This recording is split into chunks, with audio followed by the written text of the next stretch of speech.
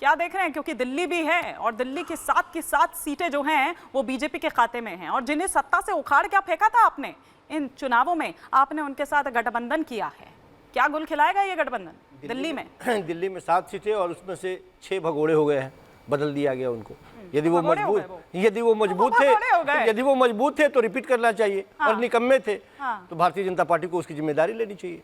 हम सिर्फ ये कह रहे हैं कि 400 पार किस भरोसे, सबसे महंगाई चरम पे है उसके भरोसे, या युवाओं के जो पेपर अभी जिस मॉडल को पूरे हिंदुस्तान में लागू करने की बात कर रहे हैं, उत्तर प्रदेश को उठा लेते हैं, योगी जी का मॉडल। तो जितना युवा वहाँ परेशान है, जिस तरह से एग्जाम हो रहे हैं और पेपर लीक हो रहे हैं, तकरीबन 50 लाख से ज्यादा युवाओं का भविष्य गर्त में डाल दिया, उसके भरोसे या फिर बेरोजगारी के भरोसे। और आप किसके भरोसे कह रहे हैं कि 7 की 7 सीटें जो हैं वो इंडिया गठबंधन के हिस्से में इस बार आएगी? कैसे? दिल्ली में यदि 7 की 7 इंडिया गठबंधन की सीटें यदि सुरक्षित है तो उसके पीछे कारण है, क्योंकि लोगों ने देखा है कि दिल्ली सरकार को किस तरह से भारतीय जनता पार्टी खत्म करने की कोशिश कर रही है।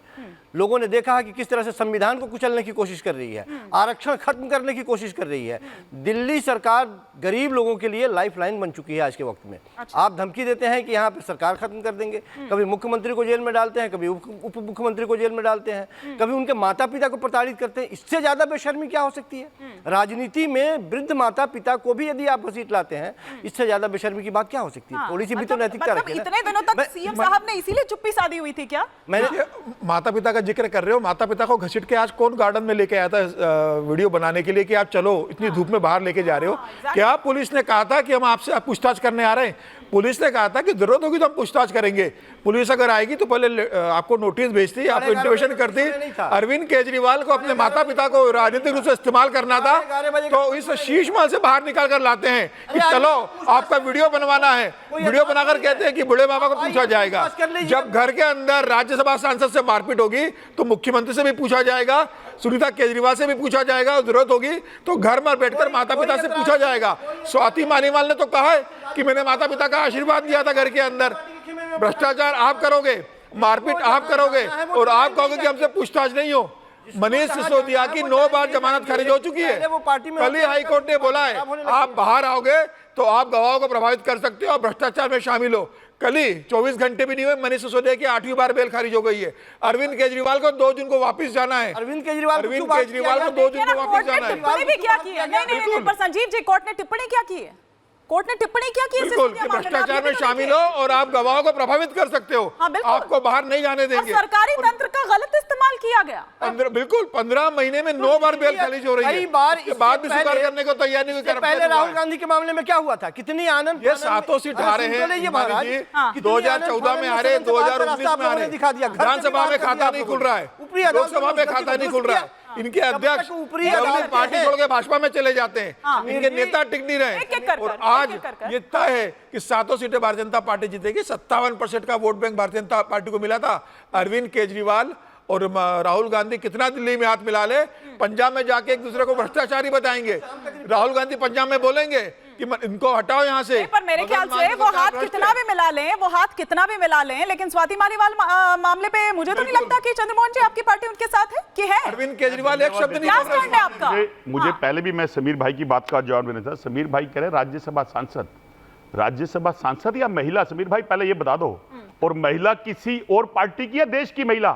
एक महिला जो मुख्यमंत्री के घर में रहे उसके लिए आपका दर्द, आपकी नेत्री अभिनेत्रियों को दर्द हो, और एक महिला जो हिंदुस्तान की हो, जिसको देश के प्रधानमंत्री के बंधुओं, बहनों, माताओं और उनको नंग घुमाया जाए, उनकी इज्जत लूटी जाए, उनको करके जलाया जाए, और आप खामोश बने रहे। आप चीफ सेक्रेटरी को मारते हो, आप बोल रहे चीफ सेक्रेटरी को मारते हो। 1 मिनट रुक जाइए चंद्रमोहन जी, 1 मिनट रुक जाइए चंद्रमोहन जी, बस यहीं 1 मिनट रुक जाइए। आपने कहा कि कब तक करोगे ये छिछोरी राजनीति? आपकी बात ठीक है, आप सवाल उठाइए, क्योंकि उस घटना को भी कोई सही नहीं कह रहा है, लेकिन ये छिछोरी राजनीति नहीं है। जब आप उनको कह रहे हैं तो आप इधर भी तो कह रहे हैं कि उस मसले पर कोई कुछ नहीं कहता है। आपकी प्रियंका गांधी वाड्रा कहती है कि लड़की हूं, लड़ सकती हूं का नारा दिया हुआ है। उत्तर प्रदेश में कुछ होता है तो राजस्थान में जब उनकी सरकार होती है तो कुछ और हो जाता है। मिसाल होगा ये बयान कि महिला का अपमान इस देश के अंदर अगर होता और भाजपा के जैसे वो नेता जो देश के क्या अंदर सरदार सबसे आरपी सिंह जी लोकप्रिय को हैं, मेरी आवाज तो आ रही है? सबसे पहले उन्हें जवाब देना चाहिए। अरविंद क्योंकि केजरीवाल वो तो देश जवाब की देते महिलाओं को हैं। अरविंद माता केजरीवाल कहती तो है, जवाब सरदार आरपी सिंह जी, मैं चाहूंगी, हाँ, ठीक है, जितने अपमान महिलाओं का हुआ है वो आज से कभी ठीक है, अब एक बार सरदार आरपी सिंह जी से जवाब ले लेती हूँ। यूपी में ले लीजिए, पूरे सर, देश में ले लीजिए, ठीक है। तो जवाब उनको देना सर, है। एक बार का नाटक रचा देश उनका का। ओपनिंग कमेंट भी नहीं आ पाया क्योंकि उनके ऑडियो में कुछ इशू आ रहा था। जी सरदार आरपी सिंह जी। जी, जो मैं बात कह रहा था कि चंद्रन मोहन जी ने कहा कि संविधान बदलना चाहते हैं। मैं इनका मैनिफेस्टो का पेज नंबर 6 पैरा नंबर 2 पढ़कर सुना रहा हूं। Constitution guarantees that it will pass a Congress guarantees that it will pass a constitutional amendment to raise 50% cap on reservation. ये इनके मैनिफेस्टो में है। तो संविधान तो ये बदलना चाहते हैं, हम नहीं बदलना चाहते, और ये संविधान बदलकर मुसलमानों को कोटा देना चाहते हैं। अब ये महिला सुरक्षा की बात कर रहे थे, मैं स्वाति मालीवाल का आज का जो ANI का उन्होंने बयान दिया वो सुना रहा हूँ, एक मिनट सुन लीजिए। देखिए आरपी सिंह जी, आज आपको मैनिफेस्टो में संविधान भी मिल गया, लेकिन बहुत देर तक आपके जीते हुए सांसद सिर्फ मुस्लिम ही ढूंढते रहे उसके अंदर। मैं साधुवाद देता हूं कि एक तो ऐसा व्यक्ति मिला जिसने ये माना कि उसके अंदर मुस्लिम शब्द नहीं है, तो आपको साधुवाद देता हूं। लेकिन आपसे भाजपा का शीट ने तो नाराज हो जाएगा, क्योंकि आप उनकी लाइन से अलग चले गए हैं। चंद्रमोहन जी, आप उनकी लाइन से अलग चले गए हैं, फिर पूछनी जगह दोबारा फोन करके, हो सकता है फोन ना आ जाए कहीं। क्षमता रखो पहले। ये मैंने नहीं कहा, आपके मैनिफेस्टो में ये जो अपने जिहादी मैनिफेस्टो बना रखा है उसके अंदर लिखा हुआ है। अरे देश के प्रधानमंत्री, गृह मंत्री, आपके नेता, प्रवक्ता, संतरी, मंत्री सब कह रहे हैं कि मैनिफेस्टो मुस्लिम वर्ग के लिए है, अल्पसंख्यक वर्ग के लिए। आप कह रहे हैं संविधान के प्रति है, तो बड़ी दुर्भाषी दोभाषी हो गई आपकी। मैं कंफर्म कह सकता हूं कि इसके लिए आपको जवाब मांगेंगे वो। Every citizen minorities have the freedom of choice and dress, food and languages ठीक है। and personal law। आप देश के अंदर शरीयत लागू करना चाहते हैं, आप देश के अंदर ट्रिपल तलाक वापस देना चाहते हैं, आप देश के अंदर हरारा पे ठप्पा लगाना चाहते हैं, आप वक्फ बोर्ड को आगे फिर और छूट देना चाहते हैं। आप क्या चाहते हो? आप देश को वापस से हिंदू मुसलमान के नाम पे बांटना चाहते हो, आप देश में एक और बंटवारा चाहते हो। मूल बात पे आइए, जिस बात पे आप भाग रहे हो आज, वो सरदार आरपी सिंह जी सांसद है, हाँ। और सांसद है वह गई। हाँ ठीक है, एक बार तारिक खान से आपको रिएक्ट करना चाह रहे हैं, एक काउंटर रिएक्शन उनका ले लूं, फिर आ रही हूं वापस।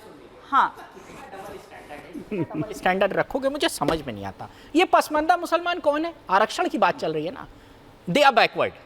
अब वो बैकवर्ड है। उत्तर प्रदेश में 15 सम्मेलन करते हो, आ जाओ पसमानदा, हमें वोट दे दो, दानिश आजाद अंसारी के भाई।